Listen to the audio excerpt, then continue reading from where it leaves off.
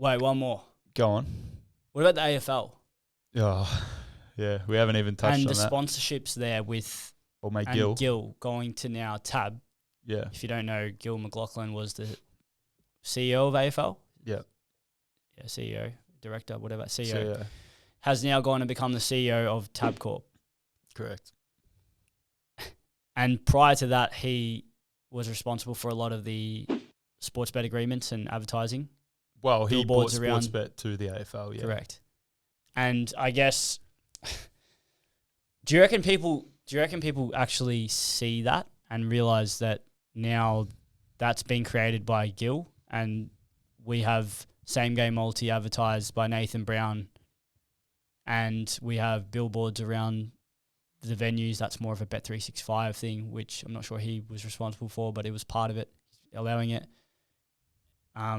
Yeah, do you reckon people know that the AFL get 10% of every... Yeah, the losses from revenue. It's not even loss, it's turnover. It's just turnover. I think it's turnover. Yeah, well, that would make sense. That's just what the bookie would have done their numbers on. Yeah. And agreed on. Yeah. Yeah, so, yeah. Explain that maybe a bit more because people might not understand that. Explain what? So what does that mean? The AFL is getting a payout for how much money is being turned over on AFL events. Yeah, every time, if you place a $100 bet on an AFL game, the AFL gets $10 of it. Is this just on Sportsbet? Or every bookie? Maybe, yeah, maybe. I'm going to speculate here. Tab will probably eventually become the major sponsor of the AFL. No? This is what Andrew Demetrio did. What? He got in with CrownBet, and then eventually BetEasy and CrownBet merged, and then they became the AFL sponsor for I reckon 2020 maybe? Yeah. I don't know the exact number. 2019 maybe? Well, I'd love to know when the Sportsbet AFL contract ends. Yeah, interesting. It'd be very interesting to know. We're just fully... we haven't even thought of this. We haven't planned that. That's just come to your head, yeah. Yeah, fully speculating. But I've thought that. I've definitely thought that if you're Tab, obviously Tab are getting smoked by Sportsbet in the advertising, the marketing game, just the all-round betting game. I don't know what the market share is. owns the market. Yeah, They I mean, decide Tab have all the brick and mortars, but reality is online gambling is way bigger. Yeah. Or I'm not going to say it's bigger because I don't know, but compared to 10 years ago, 15 years ago, I mean, online gambling didn't exist 15 years ago. That's why the Tab guy in the inquiry was encouraging the banning of all the advertising because he has a monopoly on the ground. Yeah, yeah. So just to clarify, people, you've in the inquiry that happened about 16 months ago, 17 months ago now, the Tab CEO was actually, the general findings from this inquiry was gambling advertising is way too regular. It's on the TVs, it's on the radios, it's impacting our families, it's impacting our kids. It needs to be cut back. Well, 18 months later, 16 months later, nothing has happened. However, all the CEOs were saying, no, it's fine. The Tab CEO was saying, no, let's cut back on advertising. I agree, advertising is too much, obviously, because they're getting absolutely smoked in the online advertising game and they've got the brick and mortars. So they want to go back to the old What do you mean school. by the brick and mortars? They've got all the Tab shops. Yeah, you don't see any Sportsbet shops. Well, it's not allowed. It's must have a license.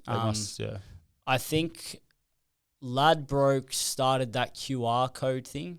Yeah, I've seen that. I don't know if that's in Vic though. Not sure. But the only state I think, don't quote me, is WA where they have Tab Touch maybe. Oh, right. I think, which is the only one where that could be wrong. But the green machines are everywhere in any pub, in any venue, in any that was the way of punting until maybe the last 15 years where you could start getting online.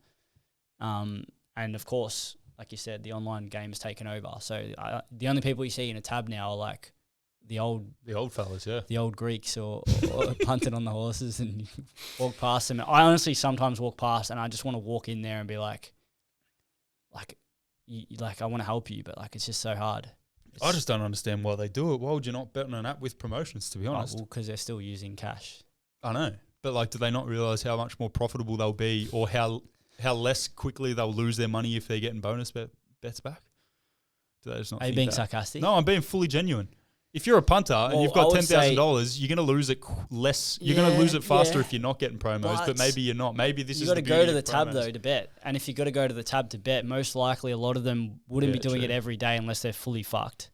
It might just be a Saturday thing for them. You could argue that the person betting on the app is they have a potential to bet 24/7, whereas that person needs to go to the Tab to bet. Yeah, so it's as in no. I know what you're saying. I know. The only way they can lose is if they get money out of an ATM and put it into the app, into the machine. Otherwise, they can't. So I think there's an advantage to being a bit tech fucked. Like you're not savvy with tech. Yeah. Yeah, for sure. I mean, at the end of the day, you're just creating more friction by having to take money out, actually physically hand $50 over into a machine, get a ticket, throw the ticket away when it loses. There's a lot more going on there. There's a lot of like instances where you can stop yourself and go, hang on, I've done this 10 times. I've actually walked over to the tab, put $50 in, walked back to my table and received nothing 15 times now. Am I ever going to realize that this is not rewarding my brain or rewarding my activity, going back to what we were sort of saying before? However, if you're on a Sportsbet app, it's just bang, bang. Yeah. Bang, bang.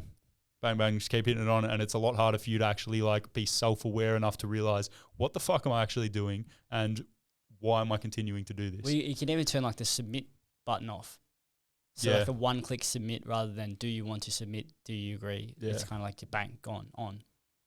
Like obviously when I was doing it, I'll turn that off because it's making me more money faster. But like for a gambler, that's another layer of... It's one less layer of friction. Yeah.